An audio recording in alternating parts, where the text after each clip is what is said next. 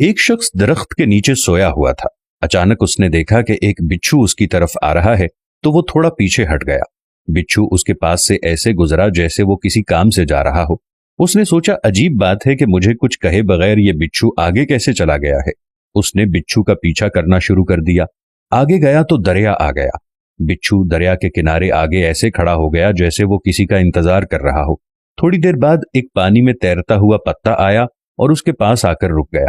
بچھو اس پر سوار ہوا اور پتا آگے چل پڑا۔ اس شخص نے چھلانگ لگائی اور بچھو کے پیچھے پیچھے تیرنے لگا۔ بچھو دریا کے دوسرے کنارے پر پہنچ گیا۔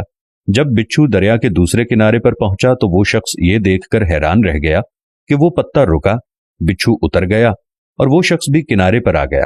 بچھو چلتا ہوا دور ایک آدمی کے پاس پہنچا جو سویا ہوا تھا۔ اس کے قریب جا کر رک گیا۔ دوسری طرف سانپ آ رہا تھا۔ جیسے ہی سانپ سوئے ہوئے شخص کو ڈسنے لگا تو بچھو نے اس سانپ کو ڈس دیا اور وہ سانپ مر گیا اور بچھو آگے چلا گیا۔ وہ شخص جو بچھو کے پیچھے پیچھے یہاں تک پہنچا تھا، اس نے سوئے ہوئے آدمی کے پاؤں پکڑ لیے۔ وہ جاگ گیا تو اسے کہنے لگا، آپ تو بہت بڑے بزرگ ہیں۔ اس نے پوچھا کیوں، کیا ہوا؟ اس نے اسے سارا واقعہ سنایا۔ واقعہ سننے کے بعد اس نے کہا، بھائی میں تو یہودی ہوں۔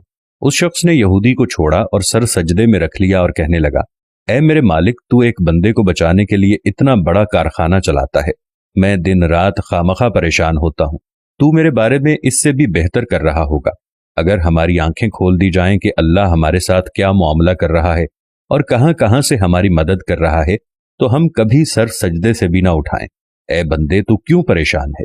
تیری تقدیر میں جو لکھ دیا گیا ہے تو اس پر راضی رہ، تیرا رب بہت بہتر فیصلہ کرنے والا ہے۔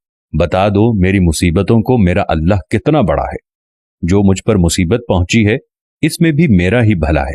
اے بندہ خدا، تجھے کیا معلوم کہ تیرے اوپر کس کس طرح کی مصیبت آنے والی ہے، تیرے اوپر کس کس طرح کی آزمائش آنے والی ہے۔ ارے اے بندہ خدا، تجھے ان سب آزمائشوں سے، پریشانیوں سے روکنے والا، تجھے ان سے ہٹانے والا، تجھے ان سے بچانے والا، تجھے ان سے دور کرنے والا صرف ایک اللہ ہی تو ہے۔